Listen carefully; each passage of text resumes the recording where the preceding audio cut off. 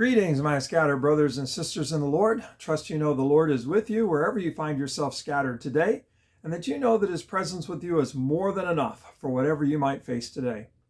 We pick up with Elijah in 1 Kings chapter 19, and you'll remember that Elijah has just held this contest on the top of Mount Carmel, and he had the prophets of Baal calling out to their God, the storm god, to answer by fire, to consume a sacrifice. And of course, Baal, silent, no answer. And the prophets of Baal were cutting themselves, slashing themselves, bleeding, dancing, limping around the altar, trying to get Baal to act. And of course, just nothing. And then Elijah prepares his sacrifice for the Lord, even pours water all over it. And then he calls on the Lord, and the Lord sends down a lightning bolt, consumes the sacrifice with fire. Fire licks up the altar, and everyone recognizes, everyone declares that the Lord, he is God.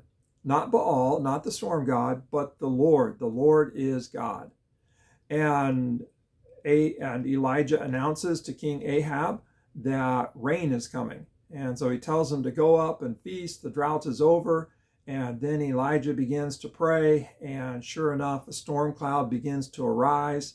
And Elijah tells Ahab, okay, you better get down this mountain that the storm is coming. And so Ahab hitches up his chariot and he makes about a 25-mile journey to Jezreel, which is where Queen Jezebel is at. Jezebel, the daughter of the king of Sidon, the one who especially worships Baal. And so Ahab is on his way home, and Elijah and the power of the Lord runs ahead of Ahab and actually gets there first. And now we take it up in chapter 19. Now Ahab told Jezebel everything Elijah had done and how he had killed all the prophets of Baal, with the sword. So Jezebel sent a messenger to Elijah to say, "May the gods deal with me, be it ever so severely, if by this time tomorrow I do not make your life like that of one of them," one of the dead prophets. Elijah was afraid, or Elijah saw, depending on your translation, and ran for his life. So again, the translation Elijah saw or Elijah was afraid could go either way. Some are critical of Elijah that when he runs, this is the first thing that he does without getting instructions from the Lord first. I'm not sure I'm ready to be that critical of him. What we're going to see is that he's actually running to the Lord. But I think the bigger thing is, what did he see? Whether that what he saw created fear or not, it certainly created the action of running. And so what did he see, and what did he expect to see? And I think there was a big difference between what he expected and what he actually saw. I think he was expecting that with this victory and the people recognizing that the Lord is God, and now rain coming at his word, that Ahab would be racing down that mountain to tell Jezebel that, hey, the Lord is God, and we need to repent. We need to be done with Baal worship. We need to serve the Lord. The Lord is God. The Lord is the one who is sovereign over the rain. The Lord is the one who gives us life, not Baal. We need to be done with Baal. I think that that's what Elijah was expecting, or at the very least, that's what he was hoping for, that this victory would really make a difference, even in the palace. And instead, what did he see? What did he find out? Well, Ahab goes and reports to Jezebel not just the victory of the Lord, but how Elijah put her prophets to death.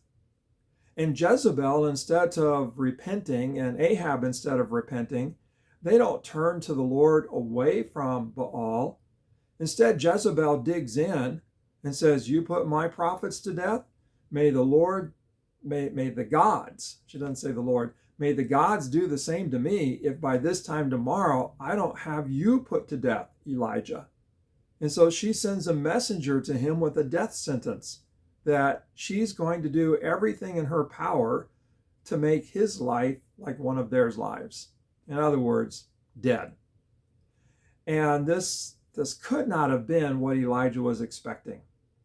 I'm sure with this victory, as decisive as it was, in terms of the fire, in terms of the rain, the drought being over, I'm sure he was thinking that finally everybody's going to turn back to the Lord. Ahab is going to be done with Jezebel, or at least Jezebel and her gods, and instead, exact opposite. Ahab doesn't turn anybody to the Lord, and Ahab seems to go along with his wife, and she digs in, and she's against the Lord and against Elijah. He's on the run. Now, I don't know what I ought to do with this exactly, but I think Elijah must have been in shock. How could this be to where the Lord could act so decisively, and yet someone dig in and resist the Lord and take it out, so to speak, on him, ready to put him to death? He must have been in absolute shock, and he runs. And I can't help but wonder how many times that might be you and me, to where we've been praying for the Lord to act. We've seen the Lord act decisively. We've been praying that somebody would see this and turn to the Lord. And they see, they get the news, they recognize that we've been praying. And instead of humbling themselves and turning to the Lord, they actually do quite the opposite. And they dig in and resist. And they turn from the Lord, and they might even attack us. You know, have you been there? And you're just in shock that somebody could reject the Lord and turn on you after what the Lord has done. So I'm sure you've been there at some point, and maybe some of you are even there right now. And the only thing I have to say to you today is that you're not the first person there. That Elijah was there long before you were there. And of course, the Lord understands this. And so Elijah is in shock. You might be in shock. But what we're going to see is that in his state of shock, Elijah ultimately runs to the Lord. He can't control Jezebel. We can't control the Jezebels that we deal with. He can't control Ahab. We can't control our Ahabs. And so sometimes we're in shock. How can they be so resistant to God? How can they turn on us? We're just in shock. Elijah runs to the Lord. May we do the same. And that will be our focus next time, Elijah's journey. Well, God bless. Have a great day. If you are in shock, just know that you're not alone.